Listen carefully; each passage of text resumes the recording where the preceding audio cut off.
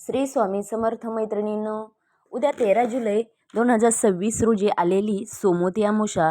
सर्वांना प्रश्न पडलाय 13 जुलै की 14 जुलै. तर वर्षातील अत्यंत प्रभावशाली अमावस्या मानली जाते. या दिवशी केलेले काही सोपे उपाय पितृदोष, आर्थिक अडचणी, विवाहातील अडथळे आणि नकारात्मक ऊर्जा दूर करण्यास उपयुक्त मानले गेलेला हा एक उपाय.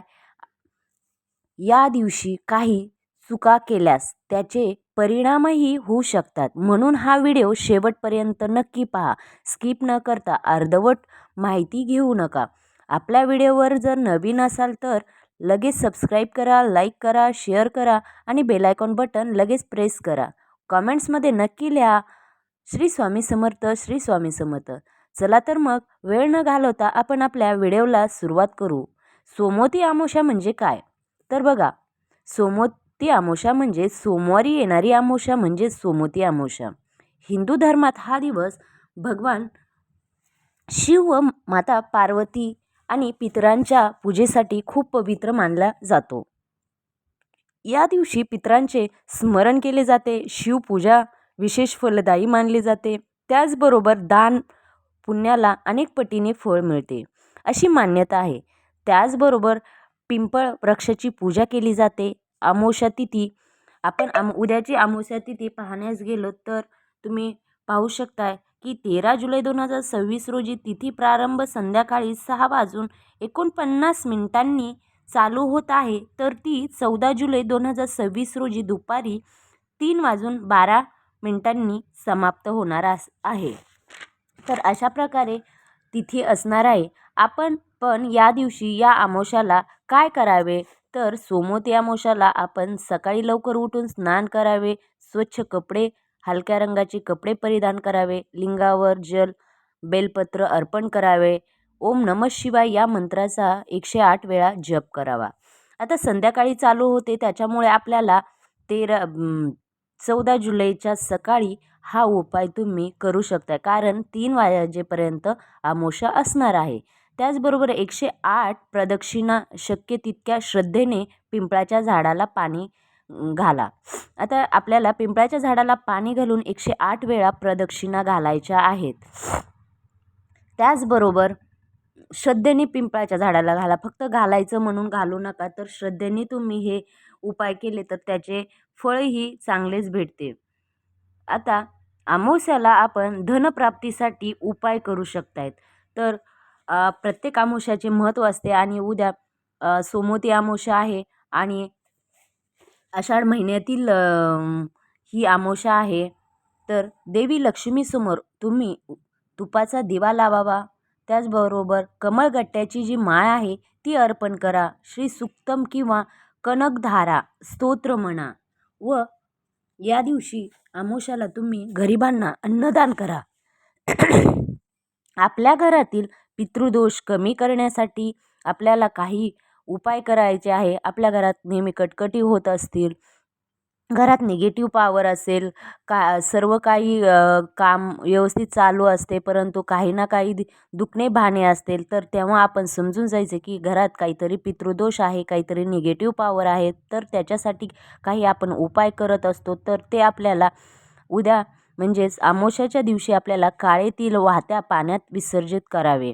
तर तुम्ही 14 जुलैला म्हणजेच मंगळवारी तुम्ही हा उपाय करू शकता. सकाळी लवकर कावळ्यांना अन्न द्यावे, गाईला चारा द्यावा, ब्राह्मण किंवा गरजूंना दान करा. हे केल्याने पितृदोष कमी होण्यास नक्की फरक पडतो. तुम्ही असं केलं दर अमावस्याला, कोणतीही असो, असं नाही की सोमवती अमावस्याच पाहिजे, तर दर अमावस्याला तुम्ही भाताचा उपाय करू शकताय. त्याचा देखील मी व्हिडिओ आपल्या चॅनलवर टाकलेला आहे. फक्त भात कसा करायचा आणि कसा ठेवायचा याबद्दलचा व्हिडिओ आहे, तुम्ही जाऊन पाहू शकताय. तर ते केल्याने देखील 99 म्हणजे 99 नाही म्हणणार 100% त्याचा आपल्याला फरक नक्की जाणवतो. जर आपल्या विवाहातील काही अडथळे असतील ते दूर करण्यासाठी देखील तुम्ही या अमावस्याला भगवान शिव आणि माता पार्वतीची पूजा करू शकताय. आणि ओम गौरी शंकराय नमः या मंत्राचा जप करा. विवाहित महिलांनी पतीच्या दीर्घ आयुष्यासाठी प्रार्थना करावी. घरातील नकारात्मकता दूर करण्यासाठी कापूर धूप दाखवा. घरात असेल तर तुपाचा दिवा लावावा.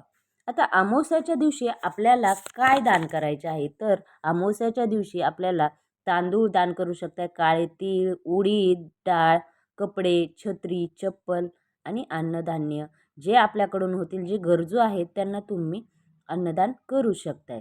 या दिवशी काय टाळायचे, तर आपल्याला अमावस्याच्या दिवशी या दिवशी आपल्याला वादविवाद करायचा नाही. मुद्दामून अशा गोष्टी घडतात, परंतु त्यावर आपल्याला त्या टाळायच्या आहेत. तर खोटे बोलायचे नाही आहेत, मद्यपान करायचं नाही, मांसाहार टाळायचा आहे, कोणाचाही अपमान करायचा नाही, झाडे तोडू नका, या दिवशी किरकिर घरात घालू नका, केस धुवू नका. अशा बऱ्याच गोष्टी आहेत, तर त्या आपल्याला या दिवशी मुद्दामून टाळायच्या आहेत. तर या दिवशी तुम्ही विशेष अशा मंत्राचा जप करा की ज्यामुळे आपल्या घरात शांतता राहील आणि त्याचे फळ आपल्याला भेटेल. तर त्याच्यासाठी ओम नमः शिवाय म्हणायचं आहे, महामृत्युंजय मंत्र म्हणायचे आहे आणि ओम पितृभ्य नमः या मंत्रांचा जप करावा, मंत्र म्हणावे. या सोमवती अमावस्याचे महत्त्व खूप आहे असे की ते आपण सांगू शकत नाही आहेत. की पितरांचा आशीर्वाद मिळावा अशी श्रद्धा असते, शिवकृपा प्राप्त व्हावी, घरात सुख समृद्धी नांदावी, मानसिक शांतता लाभावी, त्याचबरोबर दानधर्माचे विशेष पुण्य मिळते. आपण जर सोमवती अमावस्याला नक्की हे उपाय केले तर आपल्याला दानधर्म केल्याचे नक्की पुण्य मिळते, अशी धार्मिक मान्यता आहे. उद्या स्नान दान आणि पितृकार्य उदय तिथी सूर्योदयकालीन तिथी मानल्यामुळे स्नान दान तर्पण आणि श्राद्ध करण्यासाठी मंगळवार 14 जुलै हा दिवस शास्त्रसंमत आहे. धार्मिक महत्त्व या काळात पवित्र नद्यांमध्ये, जर तुमच्या आसपास नदी कुठे असेल तर पवित्र नद्यांमध्ये तुम्ही स्नान करणे, दान करणे आणि पूर्वजांच्या शांतीसाठी तर्पण करणे अत्यंत लाभदायक मानले गेलेले आहे. अशा प्रकारे सोमवती अमावस्या 13 जुलै 2026 उपाय काय करायचे, तोडगे काय आहेत, पितृदोष, आर्थिक अडचणी, संकटे दूर करण्याचे सर्वात प्रभावी उपाय मी आज तुम्हाला या आपल्या व्हिडिओमध्ये @स्वामी-3131 या व्हिडिओमध्ये तुम्हाला सविस्तर सांगितलेले महत्त्व, पूजा विधी, तिथी व मुहूर्त काय आहे याच्याबद्दलची देखील मी तुम्हाला सर्व काही माहिती सांगितलेली आहे.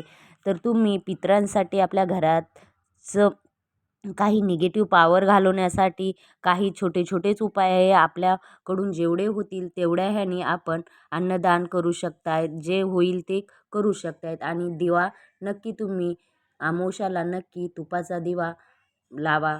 त्याचबरोबर अशा प्रकारचा जर हा व्हिडिओ जर तुम्हाला आवडला असेल तर नक्की माझ्या व्हिडिओला लाईक करा, शेअर करा, सबस्क्राईब करा आणि बेल आयकॉन बटन प्रेस करायला विसरू नका. कॉमेंट्समध्ये नक्की लिहा श्री स्वामी समर्थ, श्री स्वामी समर्थ.